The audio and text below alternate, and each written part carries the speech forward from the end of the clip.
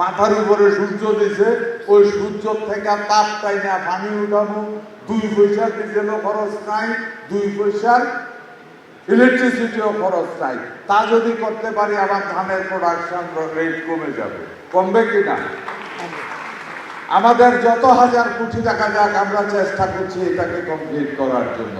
আপনাদের কলেজে সেই কথাগুলি বলার কারণ, আমরা এখানে যারা আছি এদের ভিতরে 90% উপরে লোক তার পিতা, তার মাতা অথবা তার পুরা পরিবার কৃষির সাথে জড়িত।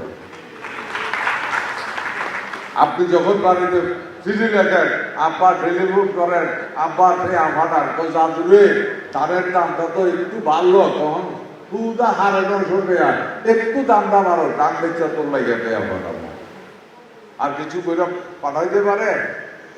আর বেশিরভাগ বাঁশ বেচছে আগে, কিন্তু হয়তো বাঁশও নাই। এটাই সত্য। আমার কাছে ভালো লাগে, আমি সংসদে দাঁড়িয়ে স্পষ্টভাবে বলেছিলাম, মাননীয় স্পিকার, আমি নিজে কৃষক। আমি কৃষকের সন্তানের শুধু নয়, আমি ব্যক্তি জীবনে কৃষক। আমি এখনো ক্ষেতের লাইনে ঘাস কাটতাম পারি, আমি এখনো ধান দাইতাম পারি, আউশ হইতাম পারি, রোয়ার হইতাম পারি, খাটি ইসতাম পারি, হেন কোনো কাম নাই আমি পারি।